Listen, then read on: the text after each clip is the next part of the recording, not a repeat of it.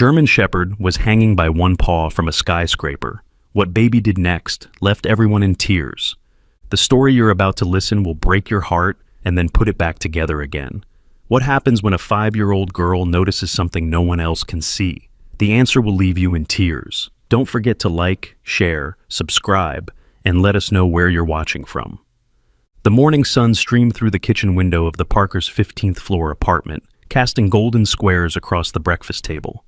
Emma Parker, a tired emergency room nurse just off the night shift, poured herself a third cup of coffee while her husband Tom flipped through the newspaper before heading to his construction job.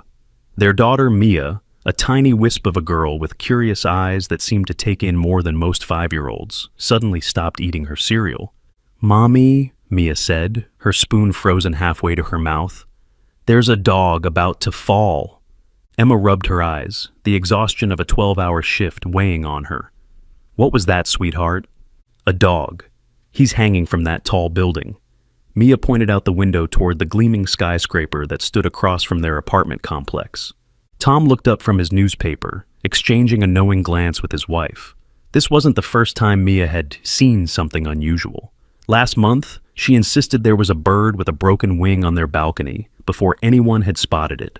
The month before, she'd known about Mrs. Wilson's fall in apartment 12B before the ambulance arrived. "Honey, that building is over 500 feet tall.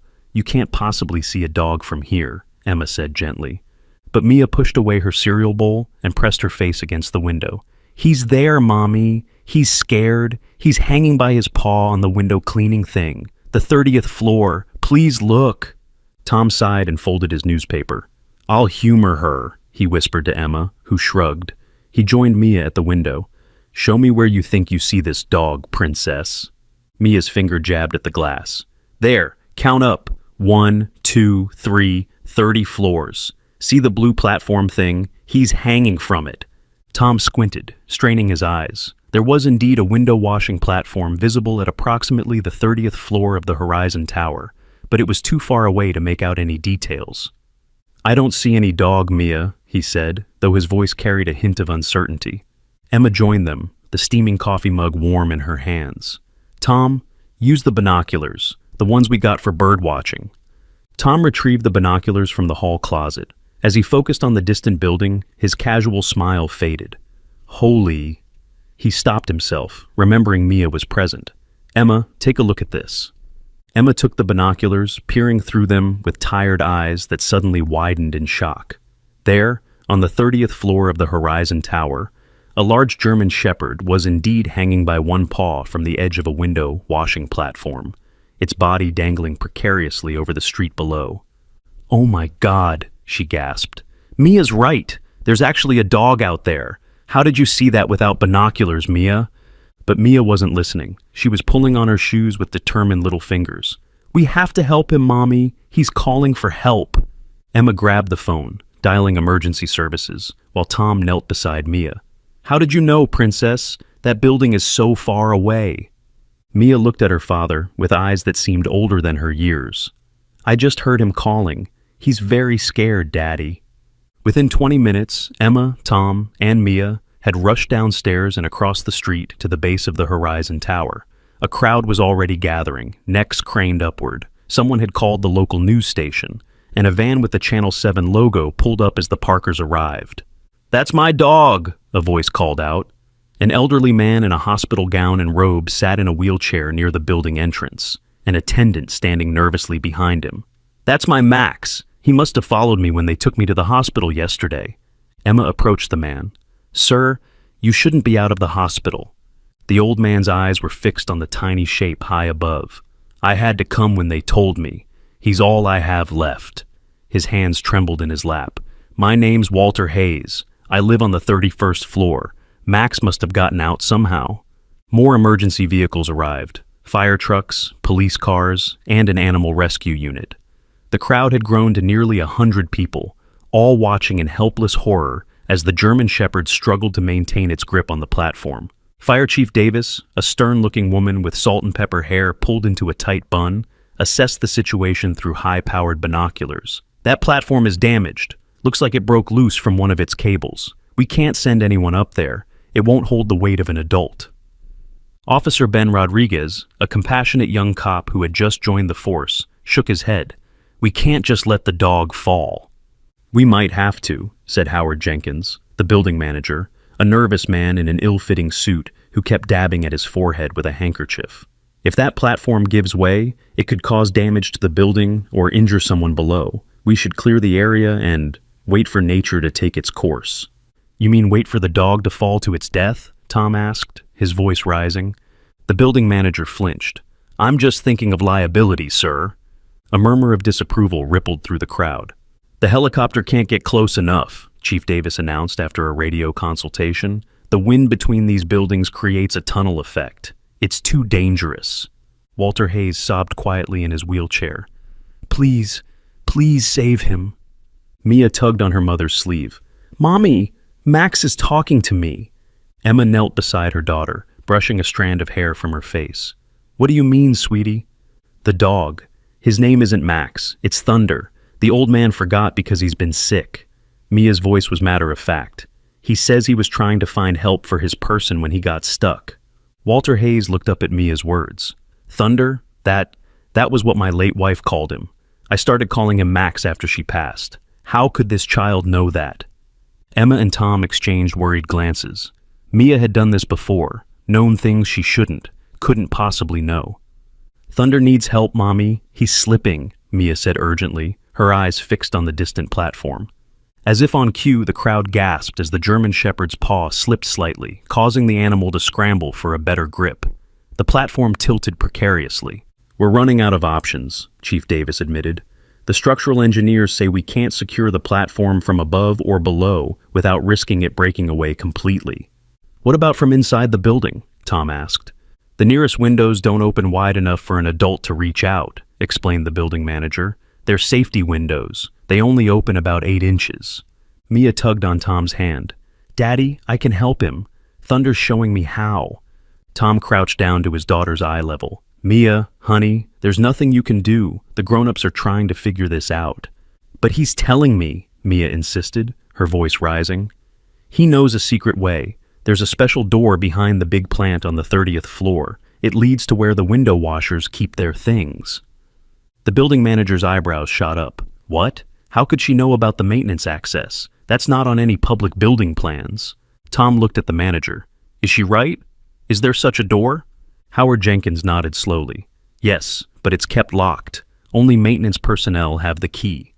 Can we use that to reach the dog? Officer Rodriguez asked. Theoretically, yes, but the access hatch to the platform is small. It was designed for equipment, not people, Jenkins replied. How small? Emma asked. About 2 feet by 2 feet, Jenkins said. An adult couldn't fit through it. Everyone fell silent as the implication hung in the air. No, Emma said firmly, pulling Mia closer to her side. Absolutely not. Of course not, Chief Davis agreed. We would never send a child into a dangerous situation like that. The crowd's attention was drawn upward again as the platform shifted, dropping several inches. Thunder yelped, his paw barely maintaining its grip. The crowd gasped collectively. Please, there must be something we can do, Walter pleaded, tears streaming down his weathered face. The news crew had set up their equipment and was broadcasting live. We're here at the base of Horizon Tower, the reporter announced into her microphone, where a German Shepherd is fighting for his life 30 stories above us. Emergency services have arrived, but at this time, no rescue plan has been established. Mia's eyes never left the tiny figure suspended in the air. He's getting tired, Mommy, she whispered. His paw hurts. How do you know these things, Mia? Emma asked, a mixture of wonder and fear in her voice. Mia shrugged. I just do. Sometimes animals talk to me, not with words, but with pictures and feelings. Grandma said I have her gift. Emma's mother had often claimed a special connection with animals, a claim Emma had dismissed as fantasy.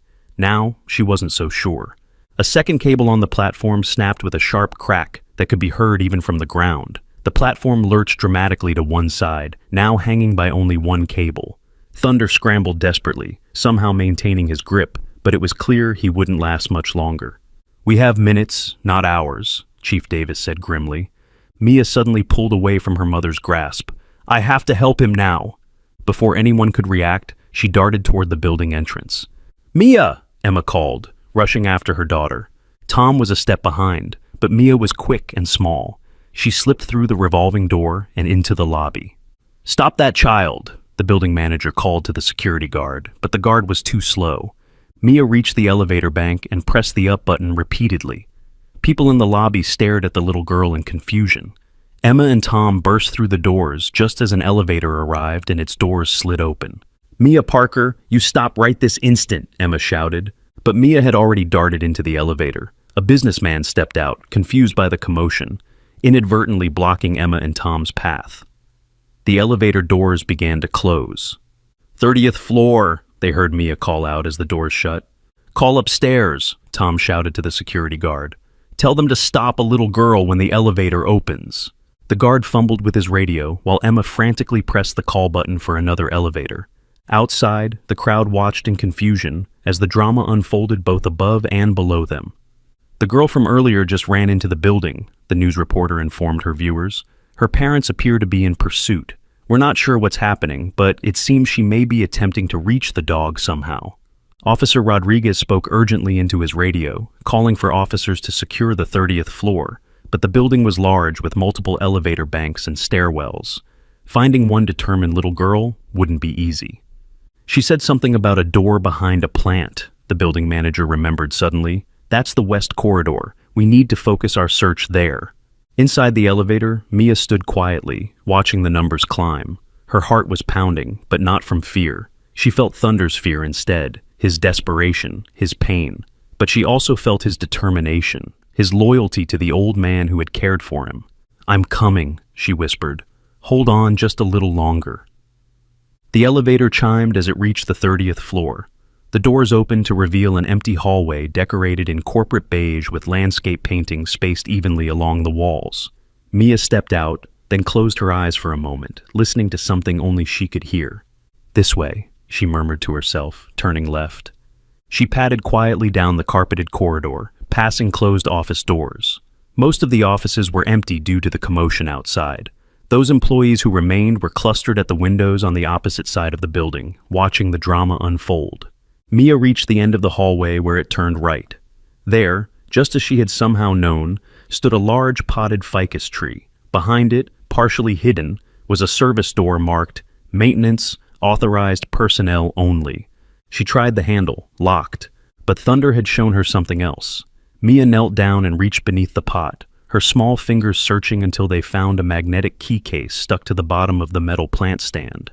She pulled it free and opened it to reveal a key card. Meanwhile, Emma and Tom had reached the 30th floor via another elevator bank. They sprinted through the hallways, calling Mia's name. "Has anyone seen a little girl?" Tom asked a group of office workers who had gathered by a window.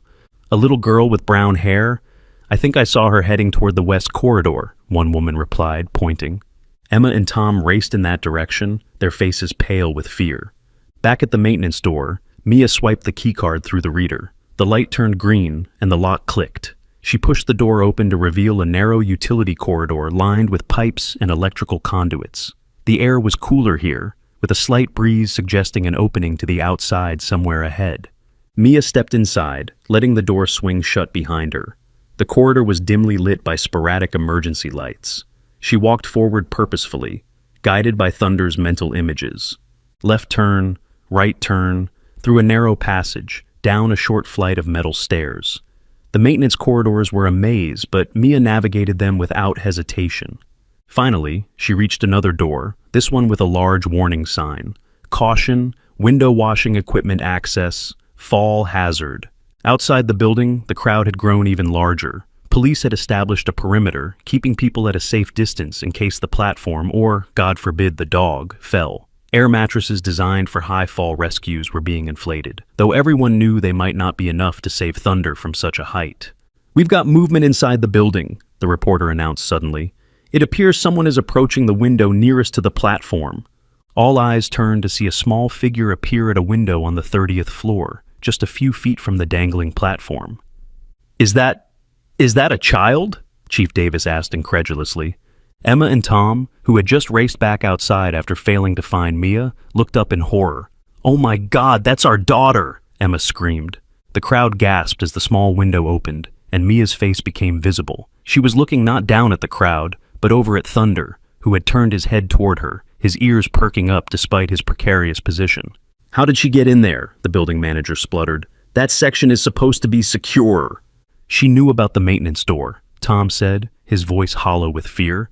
"And now she's going to try to save that dog." Chief Davis grabbed her radio.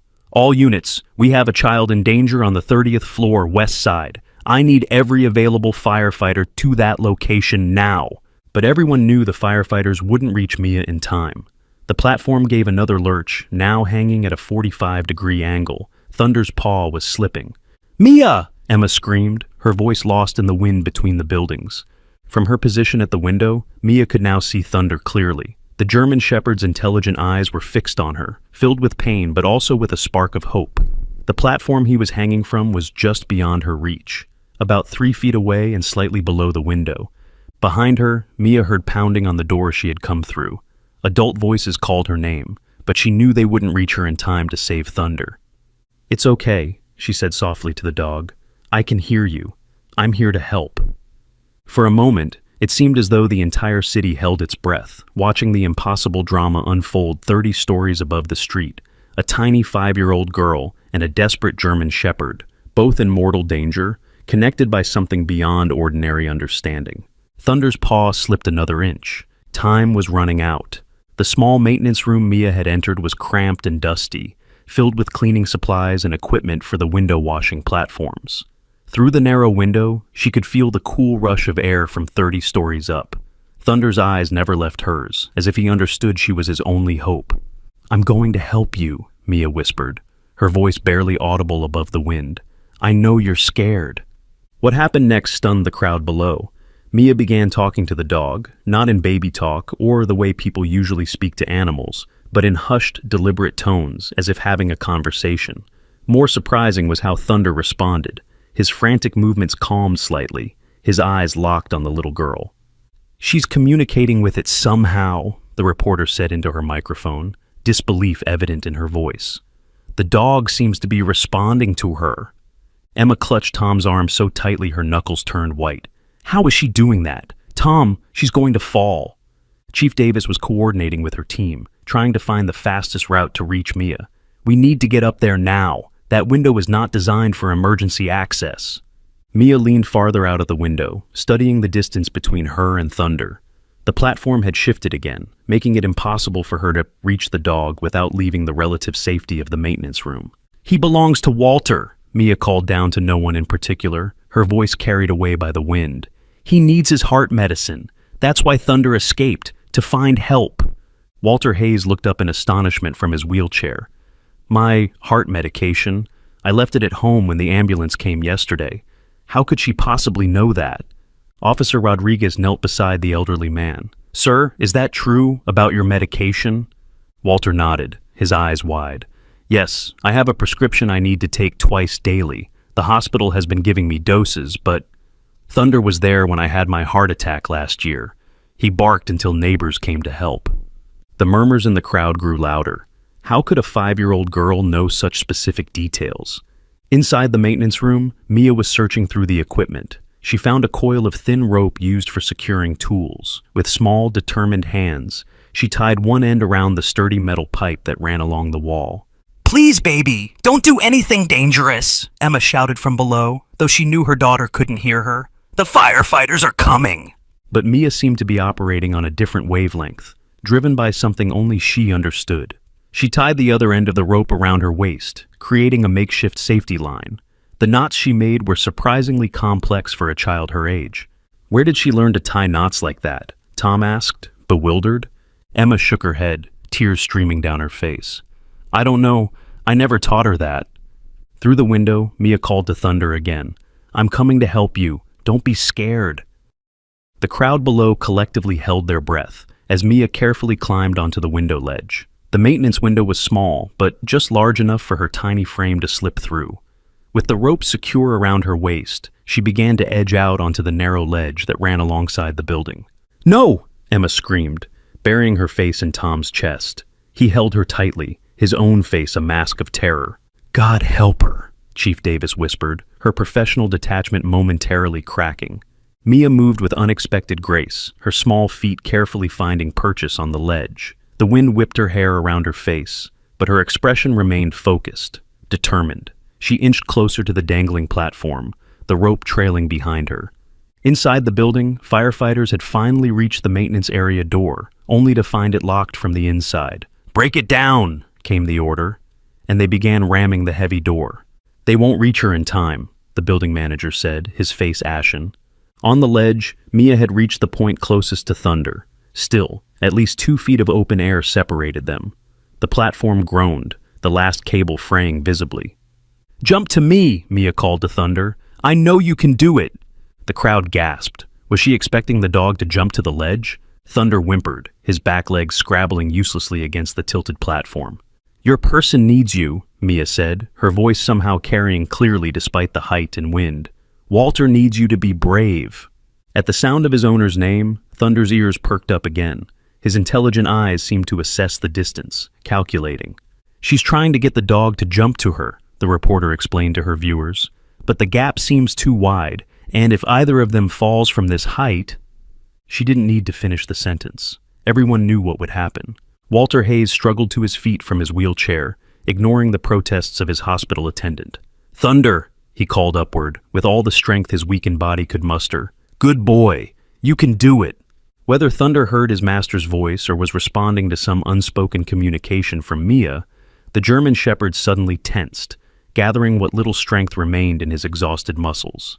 In a moment that would later be replayed on news channels across the country, Thunder pushed off from the falling platform with his back legs and leaped toward the ledge. The platform broke free completely the instant he left it, plummeting toward the ground like a deadly missile. People scattered, running for safety as the metal structure crashed into the cordoned-off area. But all eyes were on Thunder, whose powerful leap had carried him just far enough to catch the edge of the ledge with his front paws. His back legs dangled over 30 stories of empty air, scrabbling desperately for purchase. Mia reached out, grabbing the scruff of his neck with both hands. "I've got you!" she cried, but the weight of the large dog was pulling her toward the edge as well. The safety rope went taut, the only thing keeping both of them from falling. But Mia was small, and Thunder was heavy. Her fingers began to slip from his fur. At that moment, the maintenance room door finally gave way. A firefighter burst through, taking in the situation with a trained eye. "Hold on, kid," he shouted, diving for the rope and grabbing it just as Mia's grip on Thunder failed. What happened next seemed to unfold in slow motion. Thunder began to fall, his eyes still locked with Mia's in a moment of shared understanding. But instead of screaming, Mia calmly said 3 words. "People will help." As Thunder fell, something extraordinary happened below. The crowd, which had scattered to avoid the falling platform, surged back together with a unified purpose. People grabbed whatever they could, jackets, tablecloths from a nearby cafe, canvas bags, and formed a makeshift safety net, holding it taut between them. "Everyone together!" Officer Rodriguez shouted, organizing the effort. "Spread out! Make it tight!" Thunder fell 30 stories, his dark shape growing larger against the blue sky. The improvised net strained as his weight hit it, but, remarkably, it held. People stumbled, but kept their grips, absorbing the impact collectively. A cheer erupted as Thunder was gently lowered to the ground, stunned but alive. Veterinarians who had arrived on the scene rushed forward to check him for injuries. "He's alive!" the reporter exclaimed into her microphone. "The dog has survived the fall thanks to the quick thinking of these brave citizens." Walter Hayes collapsed back into his wheelchair, overcome with emotion. "Thank God," he sobbed. "Thank God." But the drama wasn't over. All eyes turned back up to the 30th floor, where the firefighter was carefully pulling Mia back into the building. Minutes later, a collective sigh of relief swept through the crowd as Mia appeared at the building's main entrance, carried in the arms of the firefighter. Emma and Tom rushed forward, enveloping their daughter in a desperate embrace. "What were you thinking?" Emma sobbed, alternating between kissing her daughter's face and checking her for injuries. "You could have been killed." "I had to help Thunder," Mia said simply. "He showed me how." The firefighter who had saved her shook his head in amazement. "In 20 years on the job, I've never seen anything like it. That little girl has nerves of steel." The crowd was still buzzing about the remarkable rescue when something else caught their attention. The veterinarian examining Thunder looked up with a puzzled expression. "This is strange," she said. "Besides some mild dehydration and a strained paw, this dog is perfectly fine. No injuries consistent with the fall." "The net must have worked better than we thought," someone suggested. "No," the vet replied, shaking her head. "Even with the net, there should be signs of trauma. It's as if he floated down." Mia, still wrapped in her parents' arms, smiled mysteriously. Walter Hayes was wheeled over to be reunited with his dog. Thunder immediately perked up, straining toward his owner despite his injuries. The old man leaned down from his wheelchair, burying his face in Thunder's fur. "Thank you," he said through tears, looking up at Mia. "But how did you know about my medication? How did you know his original name?" Mia shrugged. "Thunder told me. He showed me pictures in my head." The adults exchanged glances, unsure how to process this statement, but Walter nodded as if it made perfect sense. "My late wife always said animals speak to those pure enough to listen," he said softly. "She claimed she could understand them too, though I always thought it was just her gentle heart." The next day, Mia's story was on the front page of every newspaper and the top of every news broadcast. "Miracle on 30th floor, 5-year-old girl's incredible rescue," read the headlines. Emma and Tom found themselves fielding countless interview requests as people clamored to hear more about their extraordinary daughter.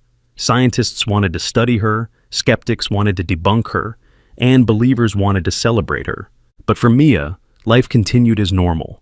The only difference was that people now brought their pets to the Parkers' apartment building, hoping she might talk to them too. A week after the rescue, Emma sat Mia down for a serious conversation. "Honey, I need to ask you something important, and I want you to tell me the truth." Mia looked up from the drawing she was working on, a surprisingly detailed sketch of Thunder and Walter reunited. "How long have you been able to communicate with animals?" Mia considered the question with a seriousness that seemed beyond her years. "I don't know, Mommy. I think always. Grandma said it was a special gift, and that I should be careful who I tell." Emma felt a chill run up her spine. Her mother had passed away when Mia was just 2 years old.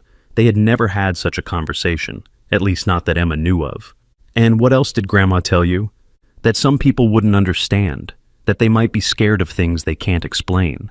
Mia returned to her drawing, adding careful details to Thunder's fur.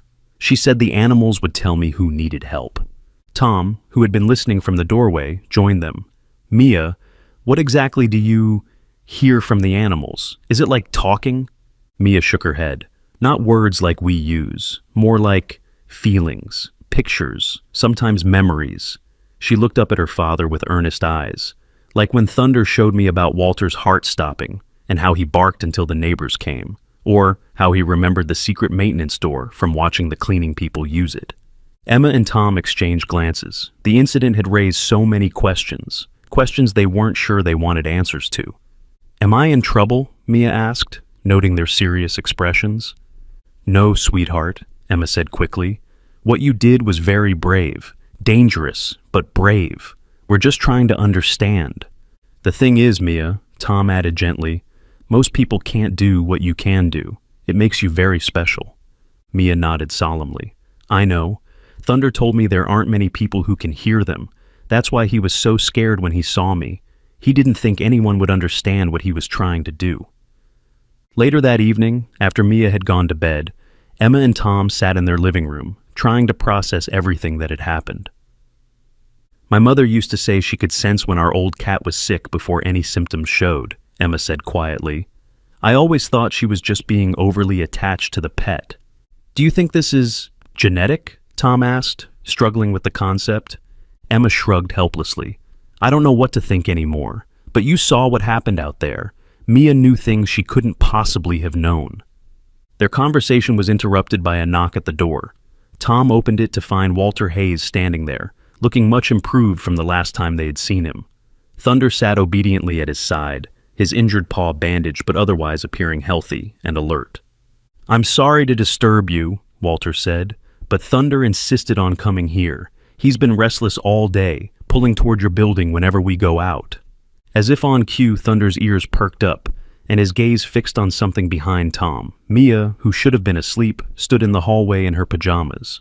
"He came to say thank you," she said, rubbing her eyes sleepily. And goodbye. Emma joined them at the door. Goodbye? Are you going somewhere, Mr. Hayes? Walter nodded. My daughter has convinced me to move to her place in the countryside. After what happened, I think we could both use the fresh air and open spaces. He looked down fondly at Thunder. Fewer skyscrapers, too. Thunder padded forward, gently nudging Mia's hand with his nose. She knelt and wrapped her arms around his neck, whispering something in his ear that no one else could hear. The dog licked her cheek once, then returned to Walter's side. What did you say to him? Walter asked curiously. I told him to take good care of you, Mia replied, and that I'll listen if he ever needs to talk again. Walter's eyes glistened with tears. Your daughter has a remarkable gift, he told Emma and Tom. In my culture, we believe such children are blessed by spirits. They walk between worlds. After Walter and Thunder left, Emma tucked Mia back into bed. What was it like? She asked softly. Being out there on that ledge, so high up. Mia yawned. I wasn't scared, Mommy. Thunder was with me. He told me I was brave. You were very brave, Emma agreed, smoothing her daughter's hair. But please don't ever do something like that again without telling us. I promise, Mia mumbled, already drifting back to sleep. Unless another animal really needs help. Emma kissed her forehead, unsure whether to be proud or terrified of the extraordinary child she had raised. As she turned off the light, she noticed something on Mia's nightstand. A small carved wooden figure of a dog that hadn't been there before. Where did this come from? She whispered. Mr. Walter gave it to me, Mia said drowsily. It was his wife's. She could hear the animals too. As Emma closed the bedroom door, she couldn't shake the feeling that this was just the beginning of an extraordinary journey for her daughter. The world looked different now, filled with whispers and connections, invisible to most people, but crystal clear to one special little girl. Did you ever meet someone with an unusual gift? Tell us about your experience in the comments. 3 months after the dramatic rescue, life for the Parker family had changed in subtle but significant ways. Mia's story had gone viral, bringing a wave of attention the family hadn't anticipated. News vans had eventually stopped camping outside their apartment building, and the flood of interview requests had slowed to a trickle, but people still recognized Mia on the street, pointing and whispering.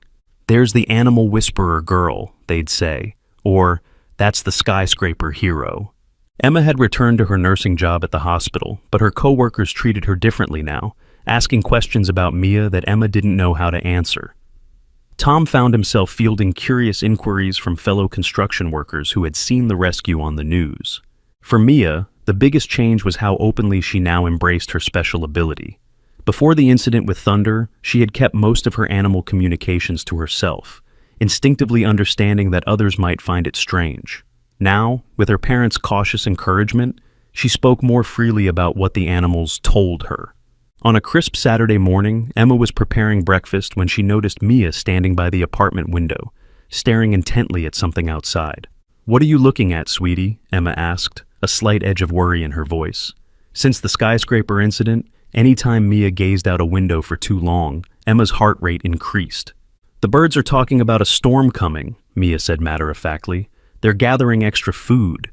Emma glanced at the clear blue sky. The weather forecast didn't mention anything about a storm. Mia shrugged, turning away from the window. The birds know. They always know first. Tom entered the kitchen, catching the tail end of the conversation. What do the birds know? Apparently there's a storm coming, Emma replied, exchanging a look with her husband. They had agreed to support Mia's gift, but sometimes it was hard to know how seriously to take her animal-inspired predictions. Well, I'll throw an umbrella in the car just in case, Tom said, tousling Mia's hair affectionately. We should get going soon if we want to make it to the new apartment on time. The Parkers had decided to move. The attention from the media and curious strangers had become too intrusive, and they wanted a fresh start somewhere with more space and privacy. Today they were viewing a potential new home in a quieter neighborhood on the outskirts of the city. As they drove, Mia sat quietly in her car seat, watching the urban landscape gradually give way to more residential streets with trees and small yards. She seemed to be tracking something with her eyes that her parents couldn't see. Birds, perhaps, or the occasional dog being walked on the sidewalk. You okay back there, princess? Tom asked, catching her eye in the rearview mirror. Mia nodded.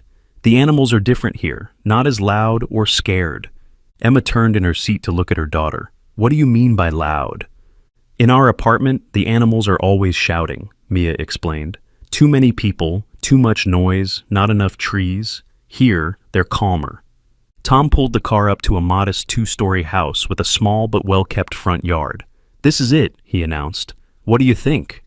Mia pressed her face against the window, taking in the property. A smile spread across her face.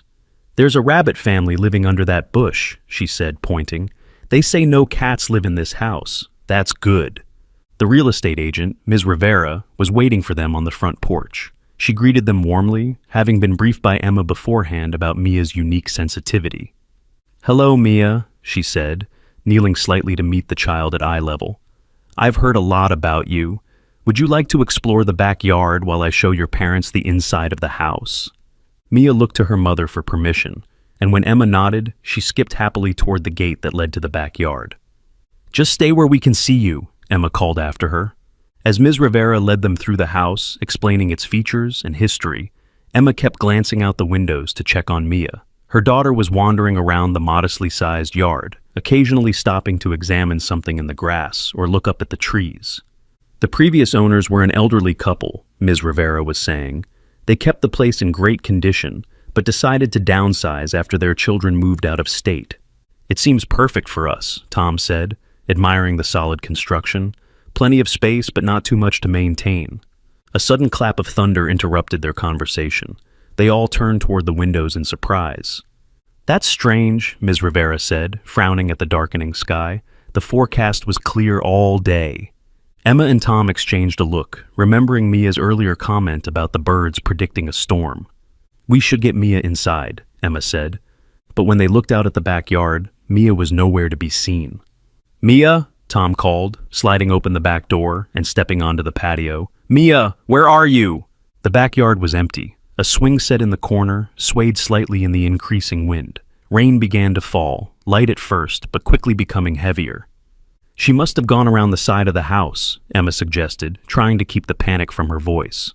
Mia, she shouted. They split up, with Tom checking one side of the house and Emma the other. Ms. Rivera stayed by the back door in case Mia returned. Emma rounded the corner of the house, her shoes already soaked from the sudden downpour. Mia, she called again. A neighbor working in his garage looked up. Are you looking for a little girl? He asked.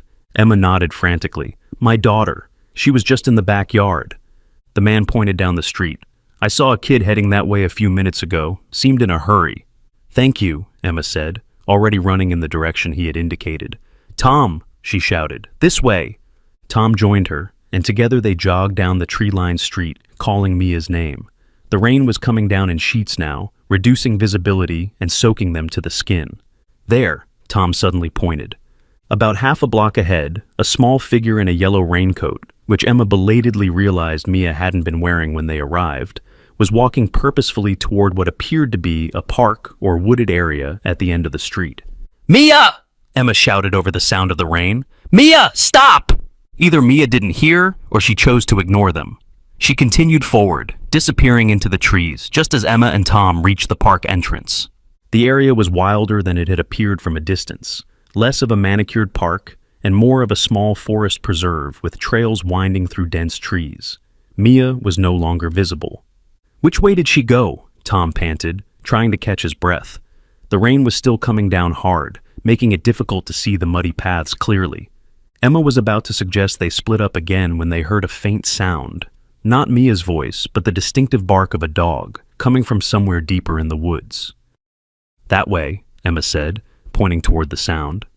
They followed the path as it curved between tall oaks and maples, their leaves providing minimal shelter from the rain.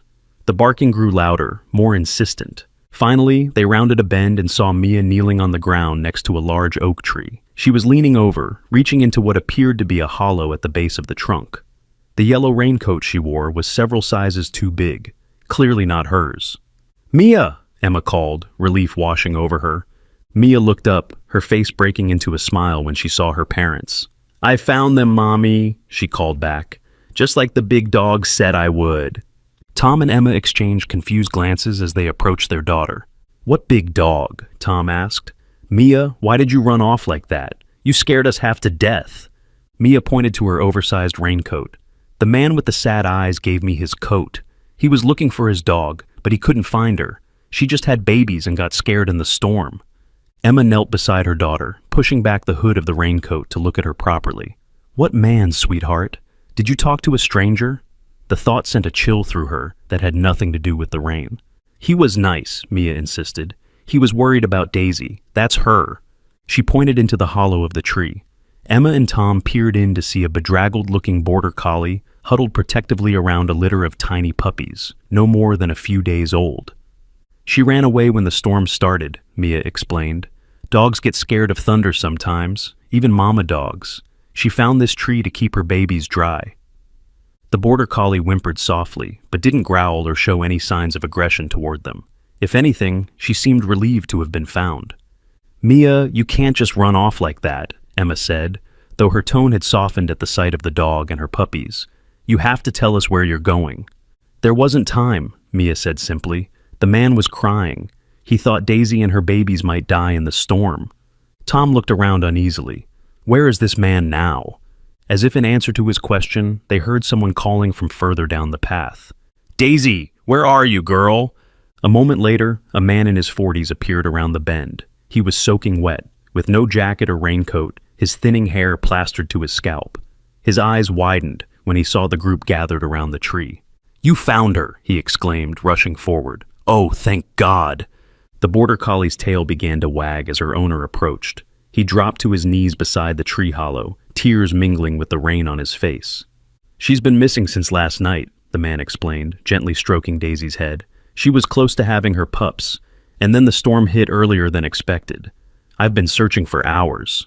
He looked at Mia with a mixture of confusion and gratitude. How did you know where to find her? Mia gave him the same matter-of-fact look she'd given countless adults who asked similar questions. Daisy told me. She was worried about her babies getting wet. The man stared at her for a moment, then looked down at the yellow raincoat she wore. Recognition dawned on his face. You're the little girl from the skyscraper, the one who saved that German shepherd. He turned to Emma and Tom. I gave her my coat when I saw her walking in the rain. I didn't realize she was alone. She said she was looking for my dog, that she could find her. He shook his head in amazement. I thought she was just being kind, but then she walked straight here, like she knew exactly where to go. She does that, Tom said with a sigh, helping Mia to her feet. We're sorry if she bothered you. Bothered me? The man laughed incredulously. She just saved my dog and her puppies. I'm Jake Harrison, by the way. I live in the blue house at the corner. Tom Parker, Tom replied, shaking Jake's hand. This is my wife Emma and our daughter Mia, though it seems you've already met. Jake nodded, still looking at Mia with wonder. We need to get Daisy and her puppies somewhere warm and dry. My place is closest, if you don't mind helping. Together, they carefully lifted the border collie and her puppies, using Tom's jacket as a makeshift carrier. The small procession made its way back through the woods, the storm beginning to abate as suddenly as it had arrived. Jake's house was cozy and cluttered, with dog toys scattered across the living room and framed photos of Daisy adorning the walls. He led them to a laundry room where a large dog bed was prepared with soft blankets. I set this up for her before she went missing, he explained, as they gently placed Daisy and her puppies on the bed. I knew she'd be having the pups soon, but she got spooked by the pre-storm pressure and bolted while I was at work. While Jake dried Daisy with a towel and checked the puppies for any signs of distress, Emma took the opportunity to have a stern conversation with Mia in the hallway. You can't just wander off like that, she said, keeping her voice low but firm. I understand you wanted to help, but you scared us, Mia. Anything could have happened to you. Mia looked down at her shoes. I'm sorry, Mommy, but the puppies needed help, and Jake was so sad. How did you even know about Daisy? Tom asked. Did you hear her from the house we were visiting? Mia shook her head. No, the rabbits told me about a lost dog with babies. They said the man with the sad eyes had been looking for her all night. Then I saw Jake when I went to look, and he needed help. Emma and Tom exchanged helpless glances. How could they explain the concept of stranger danger to a child who seemed to have an uncanny ability to sense who needed help? Jake appeared in the doorway, his face transformed with relief and joy. The vet's on her way, but she thinks they'll all be fine based on my description. 5 healthy puppies. He knelt down to Mia's level. I don't know how you knew where to find her, but you saved their lives today.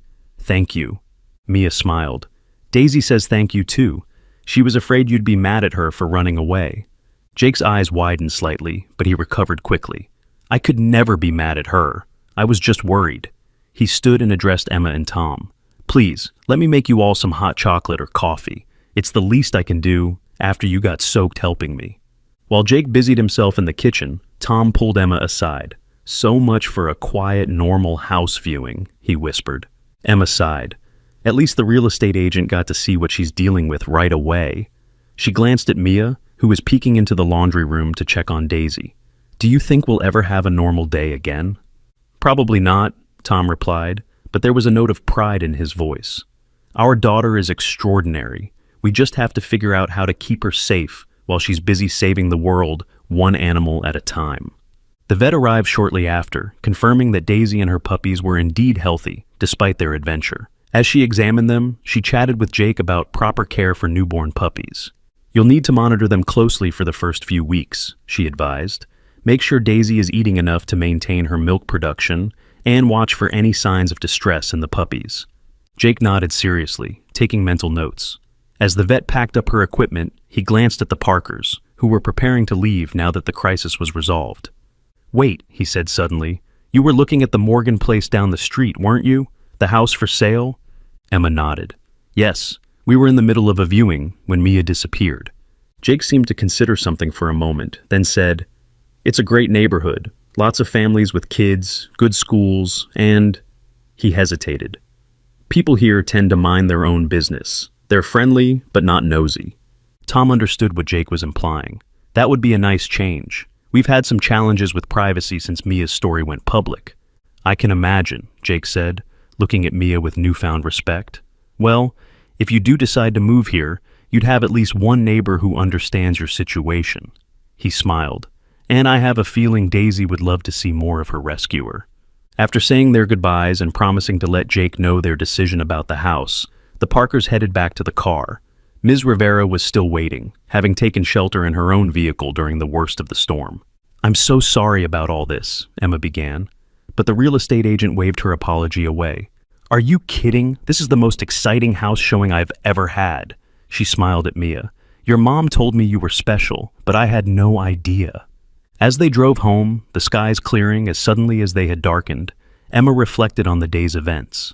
Part of her was still frightened by how easily Mia had wandered off, how confidently she had followed her instincts without considering the dangers. But another part couldn't help but feel amazed at what her daughter had accomplished, finding a missing dog and her newborn puppies in the middle of a storm, guided by nothing more than her mysterious connection to animals. I think we should take the house, Tom said suddenly, breaking the silence. It felt right, didn't it? And that neighbor, Jake, he seemed like he really understood. Emma turned to look at Mia, who had dozed off in her car seat, exhausted from the day's excitement. What do you think, Mia? She asked softly, not expecting an answer from her sleeping child. Would you like to live there? To her surprise, Mia's eyes fluttered open. The rabbits said it's a good place, she mumbled sleepily. And now Daisy and her babies say so too. Emma met Tom's eyes, a small smile tugging at her lips. Well, if the rabbits and Daisy approve, who are we to argue? 2 weeks later, the Parkers moved into their new home. The process of packing up their apartment had been bittersweet. They were leaving behind the only home Mia had ever known, but looking forward to a fresh start away from the constant scrutiny. As they carried boxes from the moving truck to the house, Jake appeared with a basket of muffins and a thermos of coffee. Welcome to the neighborhood, he said cheerfully. Need an extra pair of hands? Tom gratefully accepted both the refreshments and the offer of help. As Jake picked up a box labeled Kitchen, he lowered his voice. By the way, I haven't told anyone about Mia's special talent.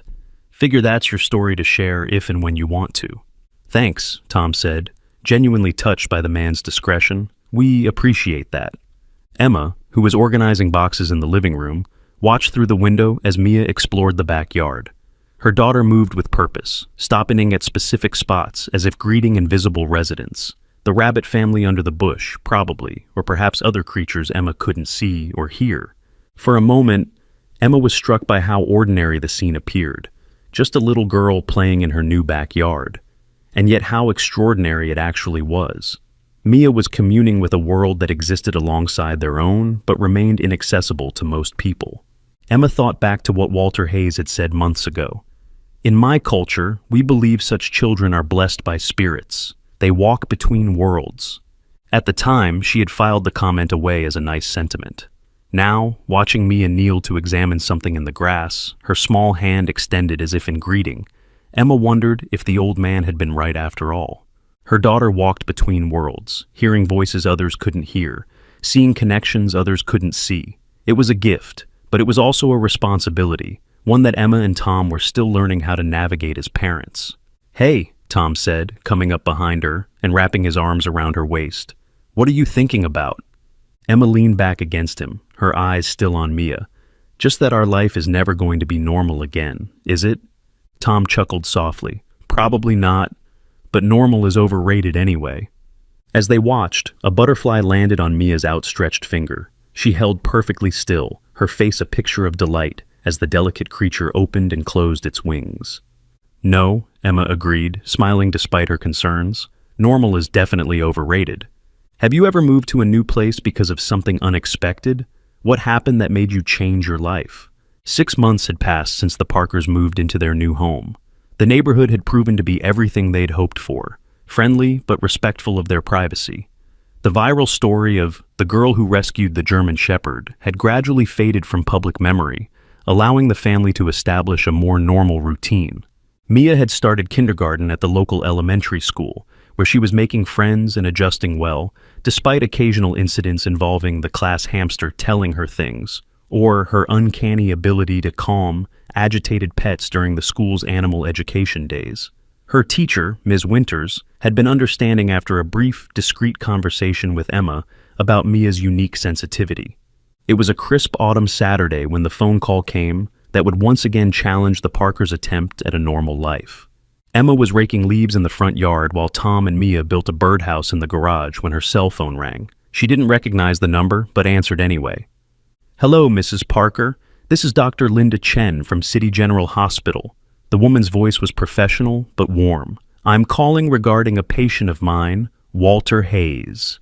Emma's rake paused mid-stroke. Walter Hayes, the owner of Thunder, the German Shepherd that Mia had helped rescue nearly a year ago. They hadn't heard from him since he had moved to his daughter's place in the countryside. "Is everything all right?" Emma asked, a note of concern in her voice. There was a slight hesitation on the other end. "Mr. Hayes has been admitted with complications from his heart condition. His prognosis is—" Dr. Chen paused, seeming to choose her words carefully. "It's not looking good, I'm afraid. He's been asking for Mia." Emma glanced toward the garage where her daughter's laughter mingled with Tom's deeper voice. "I see," she said softly. "How did you find us? We've moved since—" "Mr. Hayes' daughter tracked you down through the news stories," Dr. Chen explained. "I know this is an unusual request, but he's quite insistent. He says Mia would want to see Thunder one last time." Emma's heart sank. The implication was clear. Walter Hayes was preparing for the end, trying to set his affairs in order. "Of course," she said. "We can come tomorrow morning if that works." "That would be perfect," Dr. Chen replied, the relief evident in her voice. "And Mrs. Parker? He mentioned something about Mia having a special way with animals. I didn't quite understand what he meant, but he seemed to think it was important." "Yes," Emma said simply. "She does."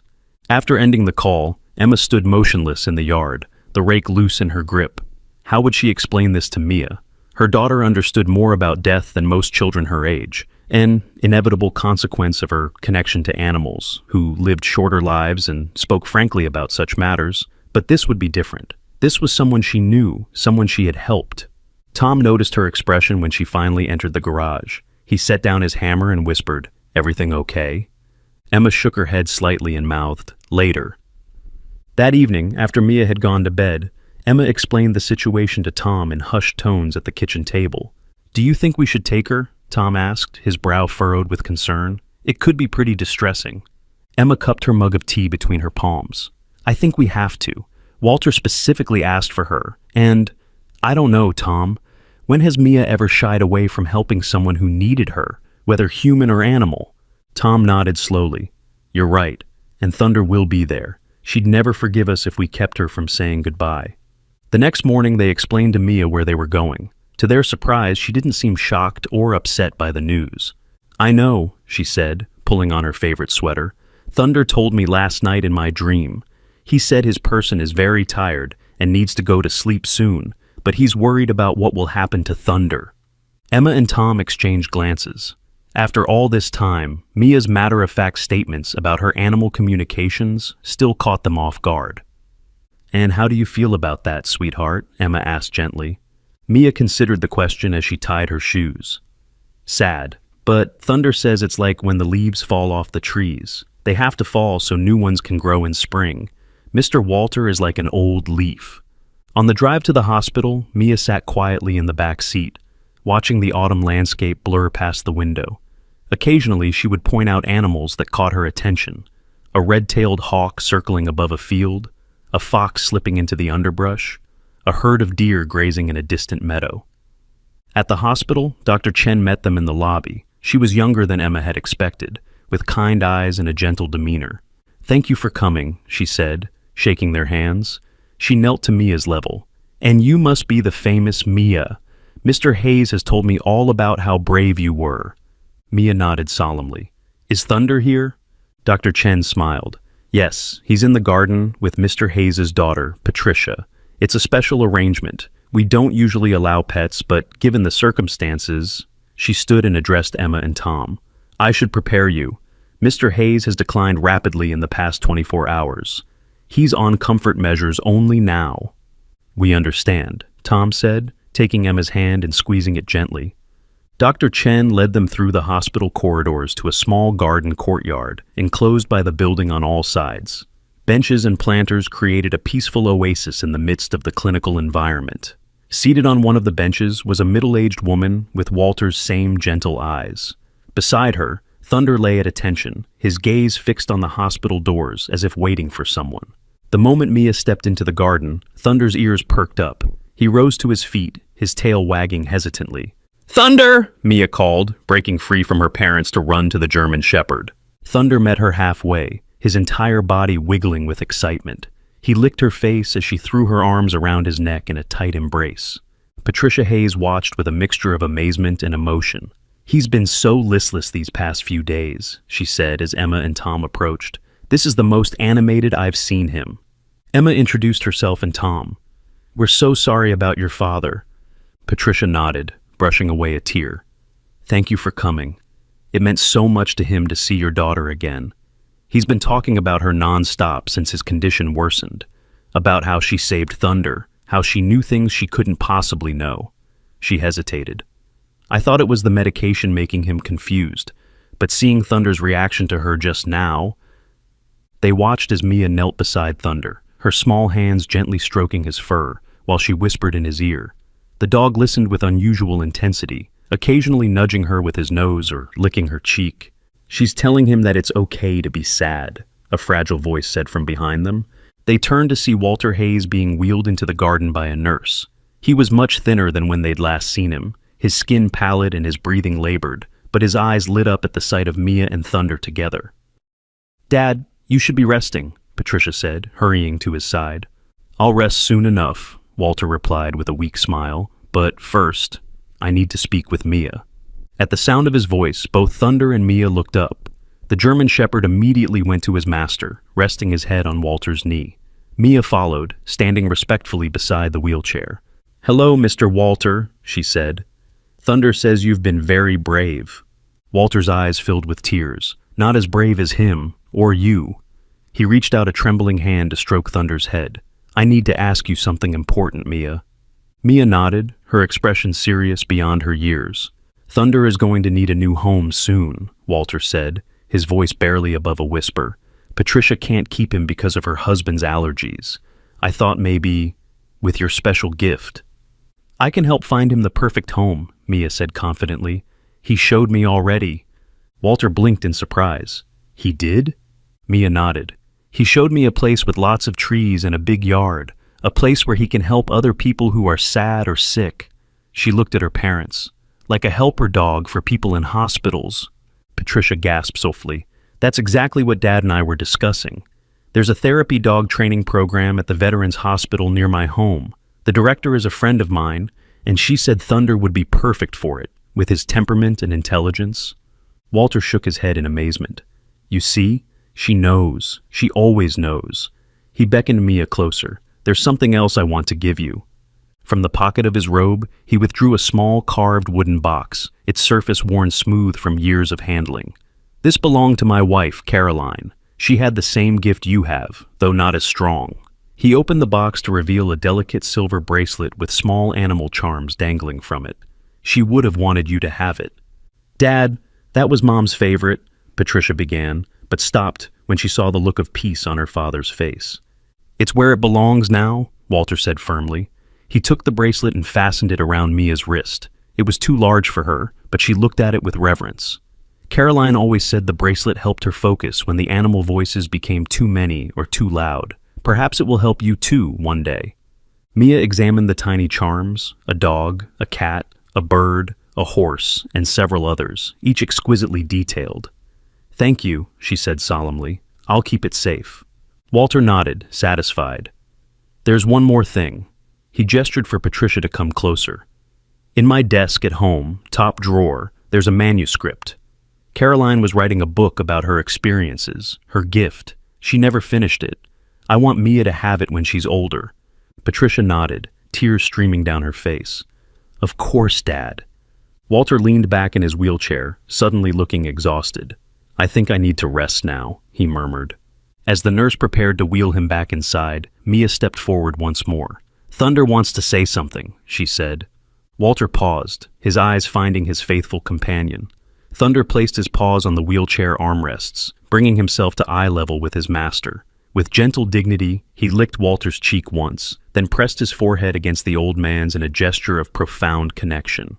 "He says thank you for saving him from the shelter all those years ago," Mia translated, her voice soft. "He says you won't be alone on your journey. Caroline is waiting, and so are all the animals you've helped through your life." A look of profound peace washed over Walter's face. "Thank you, Mia," he whispered, "for everything." As Walter was wheeled away, Dr. Chen approached the Parkers. "I've never seen anything quite like that," she admitted. The connection between them was remarkable. Emma placed a protective hand on Mia's shoulder. "Our daughter has a unique way of bringing comfort." Dr. Chen hesitated, then handed Emma the business card. "I work with a research team studying the therapeutic benefits of animal-assisted healing. If Mia would ever be interested in helping with our program, even informally, well, I think she could do a lot of good." Before Emma could respond, Mia looked up. "The sick children need more animal friends," she said decisively. "I can help with that." Later that evening, after they'd returned home, and Mia had gone to bed, still wearing the silver bracelet that was much too big for her wrist, Emma and Tom sat in the living room, processing the day's events. "Do you think we should let her get involved with Dr. Chen's program?" Emma asked, curled up on the couch with a glass of wine. Tom considered the question. "It could be good for her to use her gift in a structured environment, and it would help a lot of people." He paused. "But she's still so young." Walter's wife was writing a book about her experiences, Emma mused. Maybe it could provide some guidance on how to help Mia develop her abilities safely. Or how to protect her from those who might not understand, Tom added. Their conversation was interrupted by a soft sound from the hallway. They looked up to see Mia standing in the doorway, Thunder's wooden figure clutched in one hand, the bracelet glinting on her wrist. "I can't sleep," she said. "Thunder is saying goodbye to Mr. Walter." Emma opened her arms, and Mia climbed onto the couch between her parents. "Is he sad?" Emma asked gently. Mia shook her head. "Not exactly. More like the feeling when you finish a really good story. He's ready for his next adventure with Mr. Walter." Tom and Emma exchanged glances over Mia's head. Sometimes their daughter's insights were startling in their wisdom. "Did Thunder tell you that?" Tom asked. "No," Mia replied thoughtfully. "I think that part came from inside me." She touched the silver bracelet. "Or maybe from Caroline." The phone rang early the next morning. It was Patricia, calling to let them know that Walter had passed peacefully in his sleep. Thunder, who had been allowed to stay in the hospital room, had howled once at the moment of his passing, then fallen silent. "The strange thing is," Patricia said, her voice thick with emotion, "Thunder doesn't seem distraught. It's almost as if he knew and had already made his peace with it." "I think he did know," Emma replied softly, watching Mia through the kitchen window as she sat cross-legged in the backyard, her eyes closed and her face tilted toward the morning sun. Mia said he was saying goodbye last night. After promising to keep in touch regarding Thunder's transition to the therapy dog program, Emma hung up and joined Tom at the window. "How do we raise a child who walks between worlds?" she asked, echoing her thoughts from months ago. Tom wrapped an arm around her shoulders. "The same way anyone raises a child with an extraordinary gift, with love, guidance, and the humility to recognize that sometimes she'll be the one teaching us." Outside, Mia opened her eyes and smiled at something only she could see. The silver bracelet caught the sunlight, sending prisms of color dancing across the grass. A squirrel approached hesitantly, then with growing confidence until it sat right beside her, apparently listening as intently as any human might. "I think Walter was right to give her that bracelet," Tom said. "She's part of a lineage now, people who can hear what most of us can't, who can bridge the gap between our world and theirs." Emma nodded, watching as a blue jay landed on the birdhouse they'd built, seeming to join the conversation between Mia and the squirrel. "I just hope we're up to the task of guiding her." "We don't have to do it alone," Tom reminded her, gesturing toward the window. "Look at all the teachers she has." In the following weeks, Mia began visiting Dr. Chen's animal therapy program after school once a week. Her presence had an almost magical effect. Animals that had been difficult to train became cooperative, anxious creatures grew calm, and even the most traumatized rescues showed improvement when she worked with them.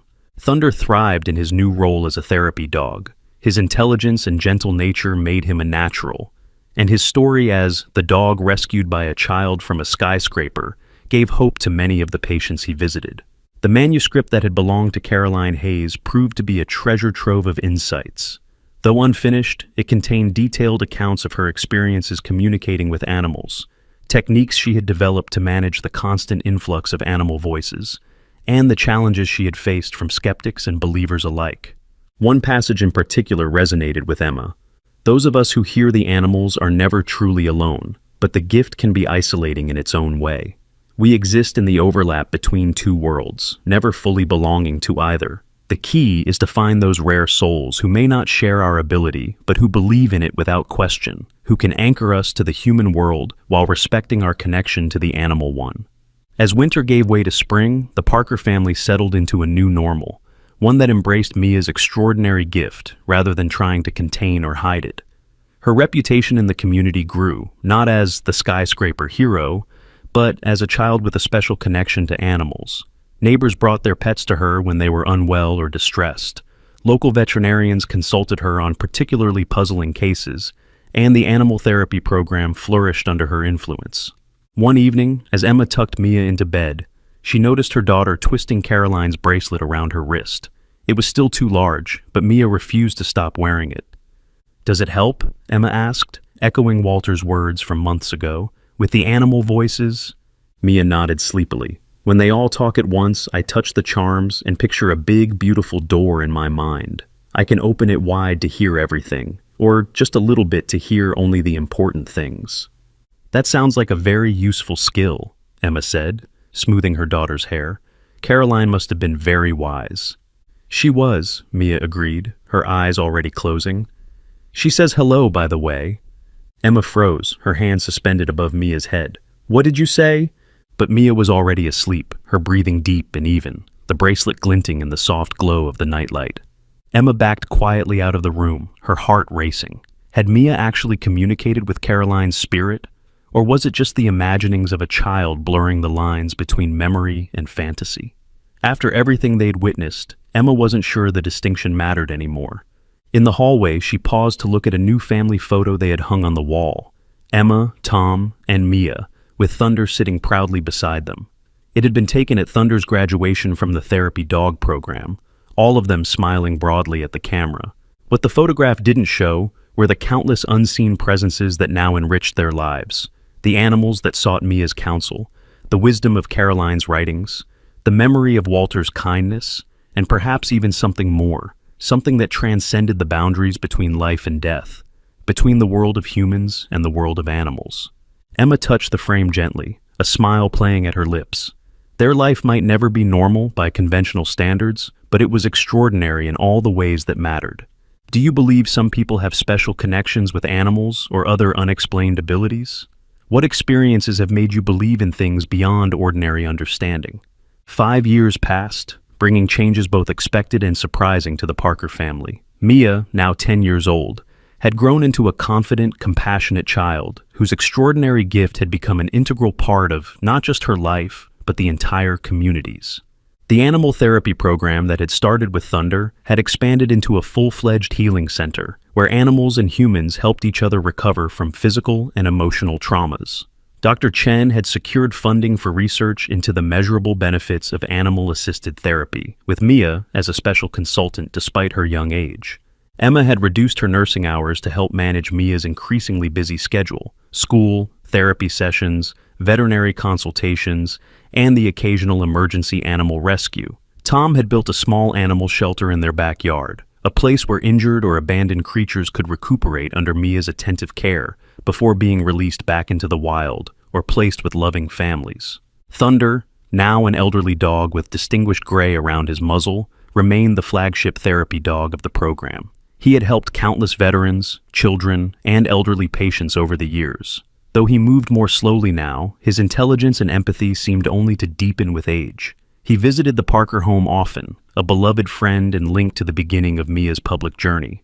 On a warm spring morning, Mia sat cross-legged in the backyard sanctuary, Caroline's bracelet, now properly sized for her wrist, glinting in the sunlight.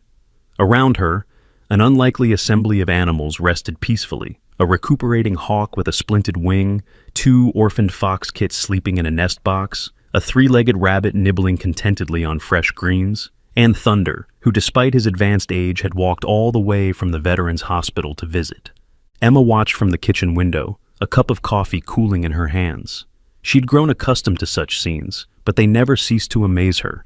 The harmony between species that should have been predator and prey, the perfect stillness with which Mia sat at the center of it all. "She's getting stronger, isn't she?" Tom said, coming up behind her and wrapping his arms around her waist. Emma nodded. "The manuscript has helped. Caroline's techniques for managing the voices, for focusing on one animal at a time without getting overwhelmed." "It's more than that, though," Tom said quietly. "You've noticed it too, haven't you? She's not just hearing the animals anymore." Emma bit her lip. They'd been dancing around this topic for months now, the subtle signs that Mia's abilities were expanding beyond animal communication, the way plants seemed to flourish under her touch, the dreams she had that sometimes came true, the occasional comment about "Caroline says" or "Mr. Walter thinks" that made it sound as if she were in contact with those who had passed on. "I've noticed," Emma admitted. "I just don't know what it means." Their conversation was interrupted by the ringing of Emma's cell phone. The caller ID showed it was Patricia Hayes, Walter's daughter, and now the director of the therapy dog program. "Emma, I'm so sorry to bother you on a weekend," Patricia said when Emma answered, her voice tight with concern. "Is Thunder with you by any chance? He wandered away from the hospital this morning, and we've been searching everywhere." Emma turned to look out the window again, where Thunder was still resting peacefully beside Mia. "Yes, he's here with Mia. I'm sorry. We should have called to let you know." Patricia's relief was audible. "Oh, thank goodness. That's the 3rd time this month he's made his way to your place on his own. The staff are starting to joke that he has a better sense of direction than our GPS." She paused. "The thing is, Emma, I'm a bit worried about him. Dr. Lawson took a look at him yesterday and, well, his heart isn't doing so well. He said we should start preparing ourselves." Emma's heart sank. Thunder was close to 15 now, a venerable age for a German shepherd. They'd known this day would come, but that didn't make it any easier. "I understand. Does Mia know, do you think?" "If she doesn't, she's the only one," Patricia replied softly. "I think that's why he keeps coming to her. He knows." After promising to bring Thunder back to the hospital later that afternoon, Emma hung up and rejoined Tom at the window. "Thunder's not doing well," she said simply. Tom nodded, his expression somber. "I figured as much. The way Mia's been with him lately, so gentle, like she's memorizing every detail."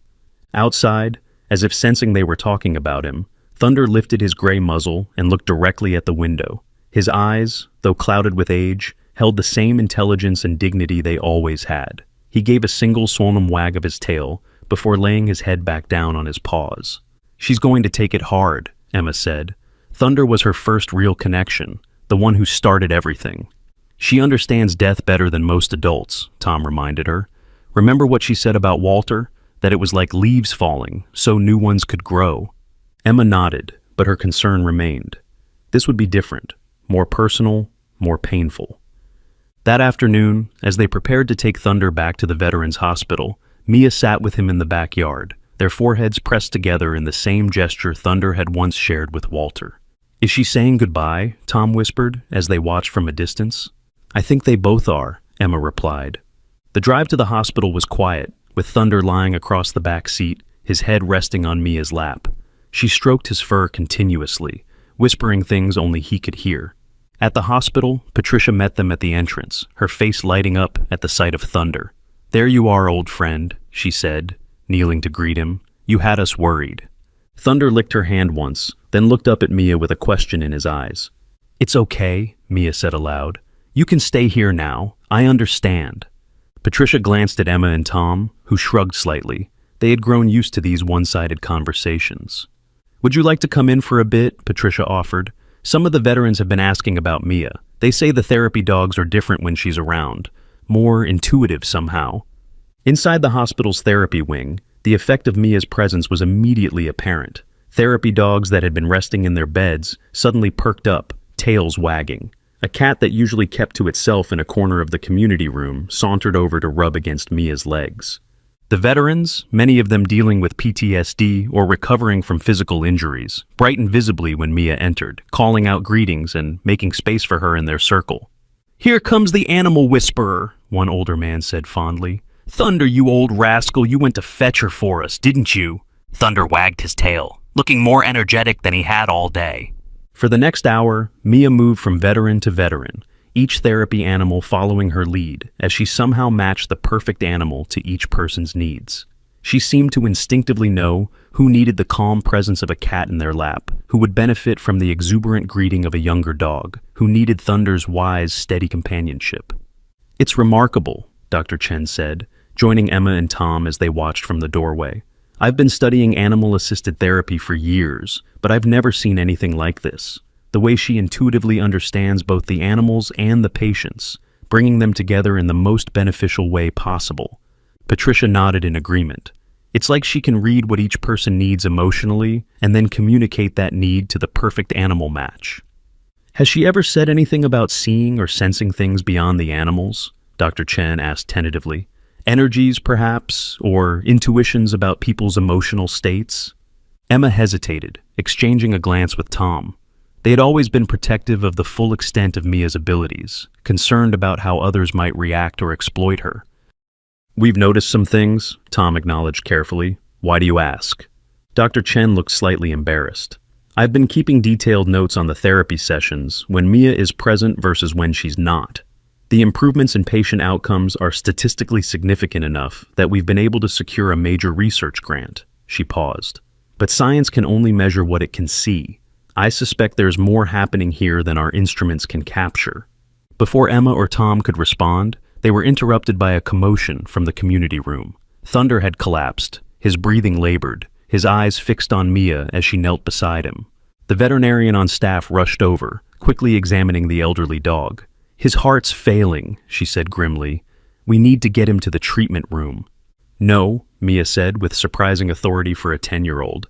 "He wants to stay here, with his friends."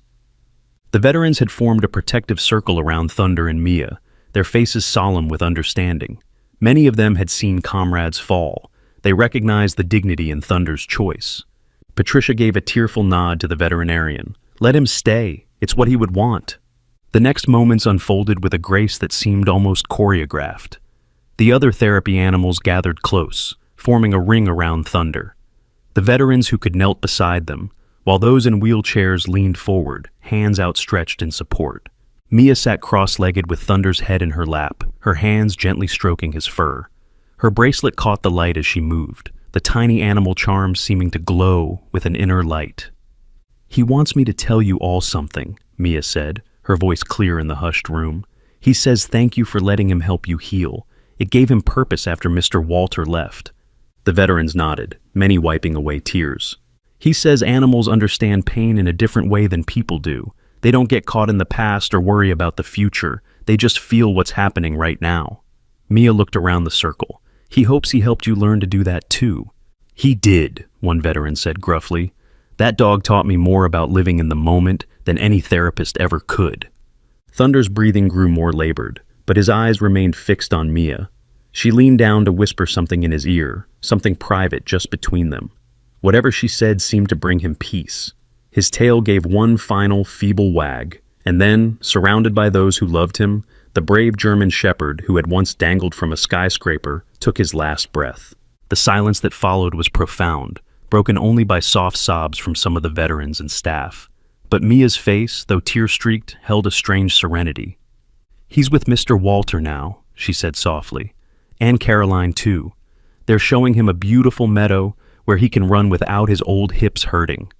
Emma moved to comfort her daughter, but paused when she saw something extraordinary. The other therapy animals, instead of showing distress at Thunder's passing, had arranged themselves in an even tighter circle around Mia and the departed dog. They sat with perfect stillness, as if standing guard over a sacred moment. Dr. Chen noticed it too. I've never seen animals behave this way around death, she whispered. They usually sense it and become agitated. This is more like a ritual. For several minutes, the scene remained unchanged. The animals maintaining their circle, the humans watching in respectful silence, Mia at the center with Thunder's still form. Then, with a deep breath, Mia gently laid Thunder's head down and rose to her feet.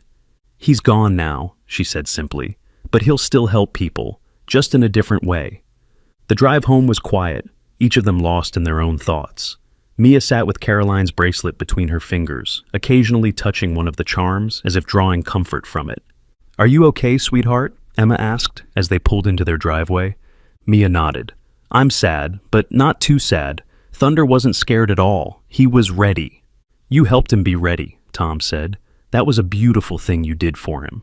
Later that evening, after Mia had gone to bed, Emma and Tom sat in the kitchen, processing the day's events. What do you think she meant about Thunder still helping people in a different way? Tom asked. Emma shook her head. I don't know. Maybe just the memory of him will inspire people? They didn't have to wait long for an answer. 3 days later, Patricia called, with news that left them speechless. You won't believe this, she said, her voice trembling with excitement. One of our veterans, Marcus, you remember him? The one with such severe PTSD he barely spoke? This morning he came to me and said Thunder visited him in a dream last night, showed him where to find the emotional anchor he needed to feel safe again. He woke up and, for the first time in years, didn't reach for his anxiety medication. When I asked what Thunder had shown him, Marcus said it was an image of his childhood dog, the one who used to comfort him before he went to war. Emma's hand tightened around the phone. That's remarkable. It gets even more extraordinary, Patricia continued. 3 other veterans reported similar experiences, dreams of Thunder guiding them to emotional breakthroughs. And Emma, they all described the same image of Thunder, young again, running free in a meadow, exactly as Mia described.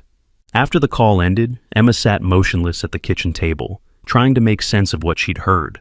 Thunder continuing to help people after death, appearing in dreams just as Mia had described. It pushed the boundaries of what Emma had come to accept about her daughter's gift.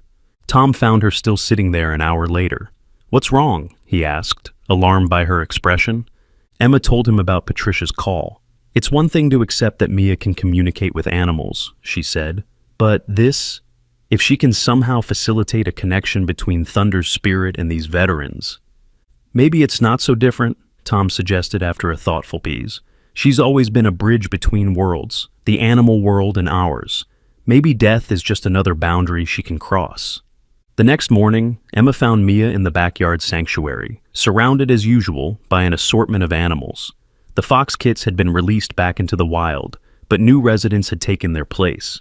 A blind raccoon, a limping deer fawn, and a crow with a damaged wing. Mia, Emma said gently, sitting down beside her daughter, can we talk about Thunder? Mia nodded, her fingers automatically going to Caroline's bracelet. You want to know about the dreams the veterans are having? Emma shouldn't have been surprised that Mia already knew. Yes, Patricia called yesterday. Thunder is still helping them, Mia said simply. He promised he would. And you helped make that possible? Mia considered the question. I think I just reminded him that he could. Caroline's book had a chapter about this, how animals don't understand death the way people do. They know it's a change, not an ending. She looked up at her mother with those old soul eyes that had always seen more than they should. The bracelet helps too. It's like a connection to both sides. Emma took a deep breath. Sweetheart, I need you to be honest with me. These abilities of yours, they're growing, changing. It's not just animals anymore, is it? Mia shook her head slowly. It was always more than just animals, Mom. I just didn't know how to explain it before. Caroline's book helped me understand. She called it The Threads Between All Living Things. Animals just show them more clearly because they don't hide their feelings like people do. And Thunder, Walter, Caroline, you really communicate with them? Not exactly like talking, Mia tried to explain. More like feeling them nearby, sensing what they want to share. She touched the dog charm on her bracelet. Thunder says not to worry. He says I'm supposed to be a bridge. In the years that followed, Mia's reputation grew from local phenomenon to something approaching legend. The research program expanded, drawing attention from scientists, spiritual leaders, and skeptics alike. Some sought to debunk her abilities, others to canonize them, but most simply witnessed the undeniable results of her work. Animals healed, people comforted, connections forged between worlds that most couldn't perceive. On the eve of Mia's 16th birthday, Emma found her daughter sitting in the backyard sanctuary, which had grown to encompass most of their property. No longer just a rehabilitation space for injured animals, it had become a place of pilgrimage for those seeking healing of all kinds. Big day tomorrow, Emma said, settling beside Mia on the bench Tom had built years ago. Mia nodded, her fingers playing with the silver bracelet that never left her wrist. The charms had multiplied over the years, gifts from grateful patients, tokens from significant moments, symbols of the countless lives she had touched. I've been thinking about the future, Mia said, her voice no longer that of a child, but not quite an adult's either. About what I'm supposed to do with this gift. And what have you decided? Mia smiled, looking out over the sanctuary where animals wild and domestic coexisted in impossible harmony. Caroline finished her book today. Emma tensed. Even after all these years, these casual references to the dead still caught her off guard. What do you mean? Through me, Mia explained. The manuscript she left unfinished. I know how it ends now. She's been showing me, bit by bit. She turned to her mother, her eyes alight with purpose. It's about building bridges, Mom, not just between animals and humans, but between all the worlds that exist alongside each other, without touching, the living and the dead, the seen and unseen, the remembered and the forgotten. That sounds like quite a mission, Emma said, trying to keep her voice steady despite the goosebumps rising on her arms. It's what I was born for, Mia said with the quiet certainty that had always characterized her, even as a 5-year-old standing on a skyscraper ledge to save a dog she'd never met. Thunder knew it first. That's why he called to me that day. He knew I could hear him when no one else could. As darkness fell over the sanctuary, the animals settled in for the night, each finding their perfect spot in this haven created by a child who had grown into her extraordinary destiny. Somewhere in the distance, a wolf howled, a rare sound in their area, but one that had become more common as word spread among the animal world that there was a place where all were welcome, all were understood. Mia tilted her head, listening to something beyond human hearing. A smile touched her lips. Thunder says happy birthday, Mr. Walter too, and Caroline says the best gifts are the ones we give to others. Emma wrapped an arm around her remarkable daughter's shoulders, no longer questioning these messages from beyond, but grateful for the comfort they brought. They're right about that, she said softly. And you've given more than most people do in a lifetime. Mia leaned into her mother's embrace, both of them watching as the first stars appeared in the twilight sky. It's just the beginning, she whispered, her voice carrying the promise of bridges yet to be built, worlds yet to be connected, and understanding yet to be shared. In that moment, in the quiet sanctuary created by love and an extraordinary gift, the distance between all worlds, animal and human, living and dead, seen and unseen, seemed no greater than the space between two heartbeats, bridged by a girl who had once risked everything to save a dog hanging from a skyscraper, and in doing so, found her destiny. This incredible story reminds us that sometimes the most extraordinary connections come from the most unexpected places. If you were touched by Mia's journey, please like, share, and subscribe. Don't forget to tell us in the comments, have you ever witnessed an unexplainable connection between a child and an animal? Your story could be featured in our next video.